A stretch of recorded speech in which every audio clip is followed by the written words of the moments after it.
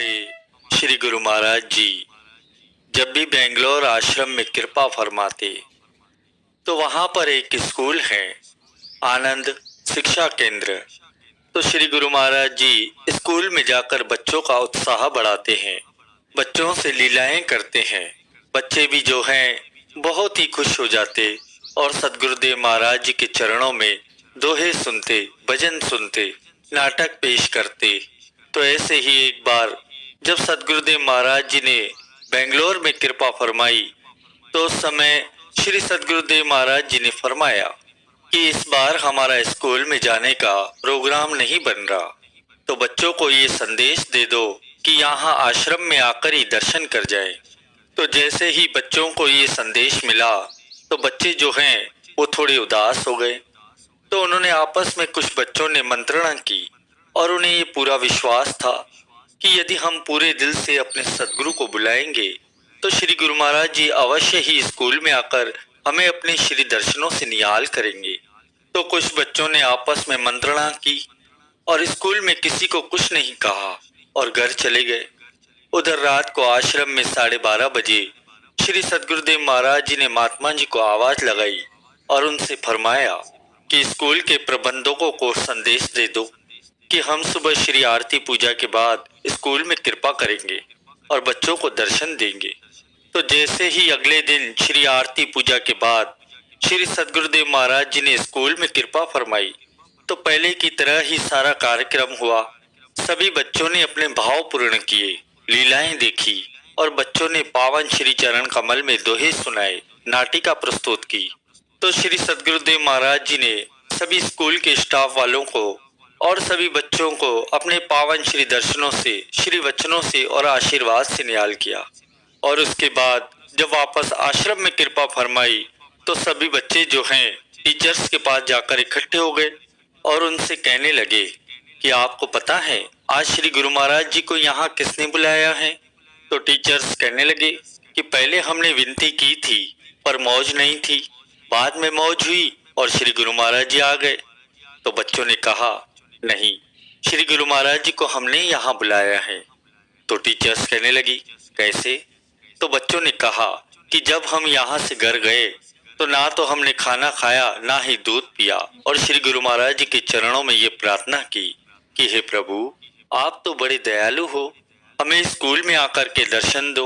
इधर आपको संदेशाबाद में मिला, हमें रात को सपने में आकर फरमा गए कि बच्चों उदास मत हो, हम तुम्हें सुबह स्कूल में आकर के ही दर्शन देंगे।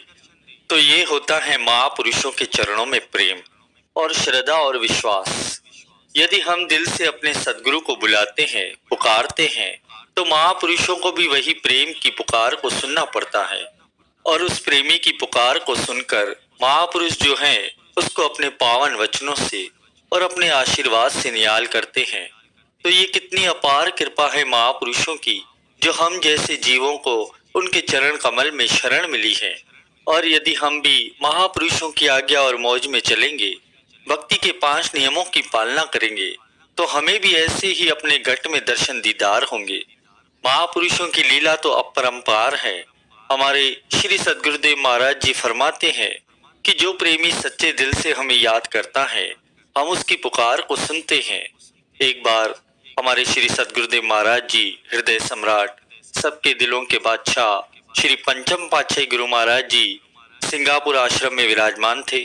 तो वहां पर सारा कार्यक्रम होने के बाद श्री गुरु महाराज जी जब वापस भारत आने लगे तो कुछ छोटे बच्चों ने श्री चरणों में विनती की कि क्या आप हमसे प्यार नहीं करते? तो सदगुरुदेव महाराज जी ने फरमाया कि हम तो आपसे बहुत प्यार करते हैं। तो फिर बच्चों ने पूछा क्या हम आपसे प्यार नहीं करते? तो श्री सदगुरुदेव महाराज जी ने फरमाया कि आप भी हमसे बहुत प्यार करते हो। तो बच्चों ने कहा कि स्वामी जी आप यहाँ से क्यों जा रहे हो? तब श्री गुरु महाराज जी मुस्कुराए। अब बच्चों के भोले भाव होते हैं, उनके भोले प्रश्न होते हैं और उनके भोलेपन पर ही श्री गुरु महाराज जी रिश्ते हैं। तो श्री गुरु महाराज जी ने फरमाया कि अच्छा ये बताओ कि प्यार कहाँ होता है? तो बच्चों ने कहा स्वामी जी प्यार दिल में होता है। श्री गुरु महाराज जी फरमाने लगे कि तुम जिसे प्यार करते हो उन्हें कहाँ बसाते हो? तो बच्चों ने कहा स्वामी जी दिल में बसाते हैं। तो गुरु महाराज जी ने फरमाया कि दिल कहाँ पर है? तो बच्चों ने दिल पर हाथ रखकर कहा कि स्वामी जी दिल यहाँ है। तो सतगुरुदेव महाराज जी फरमाने लगे, हम तो कहीं नहीं जा रहे, हम तो तुम्हारे दिल में विराजमान हैं, तुम्हारे दिल में विराजमान थे और हमेशा हमेशा तुम्हारे दिल में विराजमान रहेंगे। तो कितनी भारी रहमत है महापुरुषों की हम सब सेवकों पर। हमेशा हम सबका ख्याल रखते हैं, तो हमारा भी यही फर्ज बनता है कि जो महापुरुषों ने हम सेवकों के कल्याण के लिए जो 5 नियम बनाए हैं, हमें इन नियमों की हित चित से पालना करनी है। Thank you so much. Video like करना, सब्सक्राइब करना। गुरु को